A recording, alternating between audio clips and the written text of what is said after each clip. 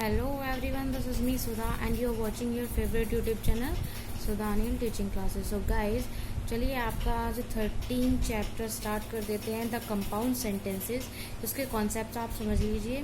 First कहता है compound sentence में प्रिंसिपल क्लोज होती है, राइट? ओके. और कम से कम एक कोऑर्डिनेट क्लोज होती है.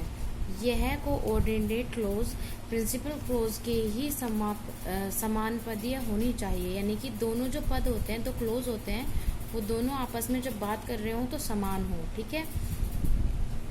कंपाउंड सेंटेंस संयुक्त वाक्य को कहते हैं. कोऑर्डिनरी सेंटेंस जैसे कि आप समझ लीजिए जब दो क्लोज जुड़ते हैं तो उसमें and, but, for or none, still, otherwise, alas, either or neither, nor, both, and, not only, but also आदि का प्रयोग साथ में बनता ही है.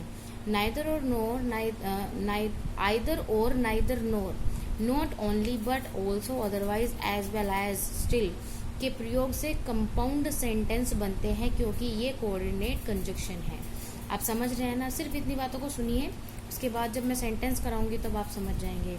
आइदर के साथ और का प्रयोग करते हैं. एज वेल वाले वाक्यों में क्रिया एज वेल एज से पूर्व प्रयुक्त सब्जेक्ट जो होता है, यानी कि इससे पहले जो सब्जेक्ट होगा आपके पास में उसके अनुसार आती है.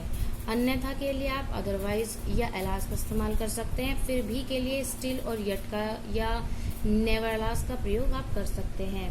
नाइदर के साथ नोर का प्रयोग होता है. नॉट ओनली के साथ बट ऑल्सो का इस्तेमाल किया जाता है. अतः के लिए आप सो, देयरफॉर या हेंस का इस्तेमाल कर सकते हैं. क्योंकि के लिए फॉर का प्रयोग आप कर सकते हैं. सम सेंटेंसेस एंड और बट, मतलब मैं आपको दो तीन पार्ट लेकर आई हूँ सारे सेंटेंसेस के. मैं लेंथी वीडियो नहीं चाहती, मैं चाहती हूँ कि आप इतने में ही समझ जाइए. देखिए यूज दिखा रही हूँ मैं, जितने भी मैंने आपको यहाँ पर वर्ड बोले हैं इन सब के जो है मैं आपको यूज यहाँ पर बताने वाली हूँ. चलिए स्टार्ट कर देते हैं. एंड और बट का प्रयोग कैसे करते हैं. देखिए, ईश्वर ने गांव बनाया और मनुष्य ने नगर बनाए. ये सच्ची बात है गाइज, आप माने या ना माने. ईश्वर ने क्या बनाया? एक छोटा सा गांव, प्यारा सा गांव बसाया. लेकिन इस गांव में से जो मेंबर निकले उन्होंने एक नगर बना दिया. और मेंबर कौन थे? वो मनुष्य. तो चलिए स्टार्ट कर देते हैं. गॉड मेड द कंट्री, यहाँ तक ठीक है, एक क्लोज आपको मिल रहा था. दूसरा है मनुष्य ने नगर बनाया. God made the country and man made the town.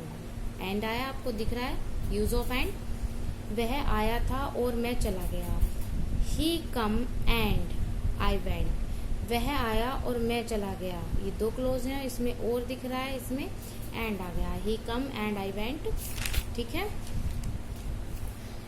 यह पुस्तक लो और वह पेन दो. Take this book and give that pen. आपको ये दिख रहा है, कनेक्टर जिसे बोलते हैं, आपको दिख रहा है ये. फर्स्ट और सेकंड क्लोज ये रहा. रमेश कुशाग्र बुद्धि है किंतु वह परिश्रमी नहीं है. देखिए, रमेश इज नॉट इंटेलिजेंट. किंतु आया है, एंड या और का इस्तेमाल नहीं है, तो यहाँ पर but he is not diligent. ठीक है. स्टिल और अदरवाइज या एलास का प्रयोग आप कैसे करेंगे. मैं क्रोधित था फिर भी शांत रहा. स्टिल का मतलब है कंडीशन रखी गई है, फिर भी मैं शांत रहा. I was angry still I keep quiet. मतलब कि फिर भी का मतलब स्टिल से आप ऐड कर सकते हैं. जल्दी करो अन्यथा देर हो जाएगी. आप इसको दो तरीके से लिख सकते हैं.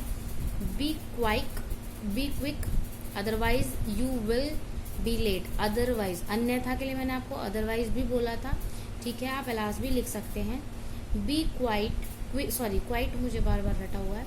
Be quick else you will be late. ये दोनों ही सेंटेंस अपने आप में कंप्लीट है. एज वेल एज का प्रयोग आप कैसे करेंगे. राम को कॉफी पसंद है और उसके भाई को भी, यानी कि दोनों की चॉइस समान है, यानी कि एक जैसी बातें हैं, तो हम इसको लिख सकते हैं राम और उसके भाई को कॉफी पसंद है. तो हम लिखेंगे Ram as well as his brother, यानी कि दोनों को रख लिया और बीच में लिख दिया एज वेल एज, यानी कि दोनों की समानताएं एक जैसी हैं. Like coffee. वह अपराधी है और मैं भी, यानी कि वह और मैं दोनों अपराधी हैं. ही एज वेल आई, यानी कि इसका कंपैरिजन और इसका कंपैरिजन बराबर है, इज गिल्टी. यहाँ देखिए अदरवाइज और का प्रयोग कैसे करेंगे आप. या तो वह पागल है, और या पागल होने का पाखंड करता है। देखिए या तो ये सिचुएशन है, नहीं तो ये, फिर बात तो पक्की है।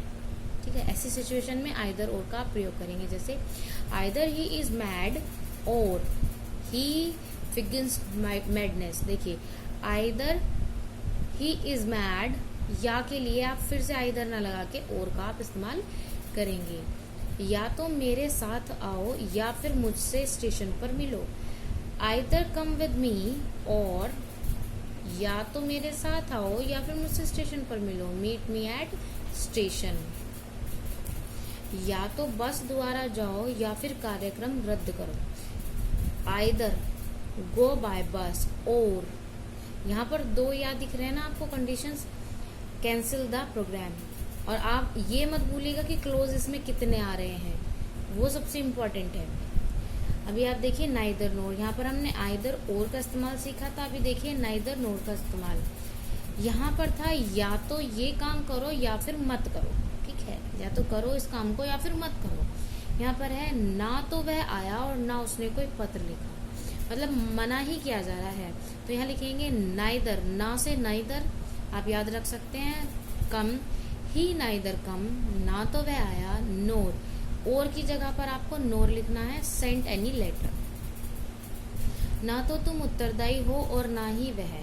Neither you nor to blame, he blame. यहाँ पर ऐसे भी लिख सकते हैं he is not to blame nor are you, पर ये थोड़ा सा गलत सा हो जाएगा क्योंकि हमें सेंटेंस नाइदर के साथ नोर का इस्तेमाल सीखना है। वह बूढ़ी स्त्री ना तो पढ़ सकती थी और ना लिख सकती थी। देखिए यहाँ पर दोनों बार दो चीजें ऐसी हैं जिनको मना किया गया है। The old women could neither read nor written, मतलब कि उसकी समानताओं के लिए आप नाइदर और नोर का आप इस्तेमाल कर सकते हैं।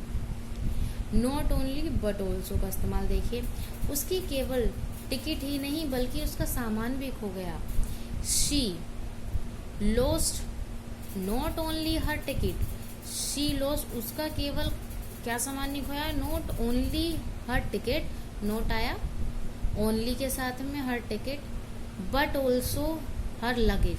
यानी कि दो चीजें हैं जिनको उसने एक समानता से देखा गया है, यानी कि उसका टिकट भी खो गया है और उसका लगेज भी खो गया है। तो हमने क्या किया, बट देखिए नॉट ओनली का मतलब ये है कि उसका जो है एक ही सामान नहीं खोआ है, दूसरा भी खोआ है।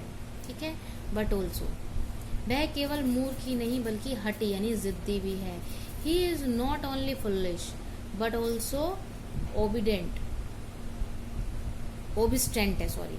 तो इसमें नॉट ओनली का मतलब है कि वो फुलिश ही नहीं, मूर्ख ही नहीं, हठी भी है। तो इसको ऐसे भी लिख सकते हैं, not only is foolish but, not only he foolish but also obstinate. For, so, therefore और हैंस का प्रयोग आप सीखिए। मुझे दिखाई नहीं पड़ता क्योंकि बहुत अंधकार है। I can not see for it is very dark. देखिए पहला कॉन्सेप्ट कहता है कि वो क्या नहीं कर सकता, देख नहीं सकता।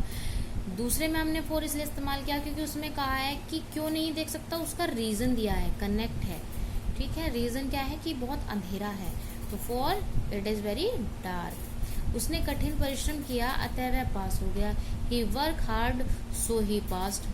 आप समझ रहे हैं ना मैं क्या बोलना चाह रही हूँ। अभी आपका ये आज का टॉपिक कंप्लीट हुआ। मैं आज अपनी वीडियो रात में अपलोड कर रही हूँ क्योंकि मुझे कल अपने घर वापस जाना है, तो दिन में शायद मैं वीडियो ना बना पाऊँ।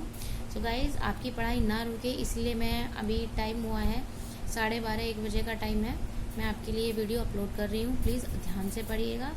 तो मिलते हैं कल नेक्स्ट वीडियो के साथ, नेक्स्ट टॉपिक के साथ, और ट्रांसलेशन ध्यान से समझिएगा। तो मिलते हैं कल, तब तक के लिए बाय बाय।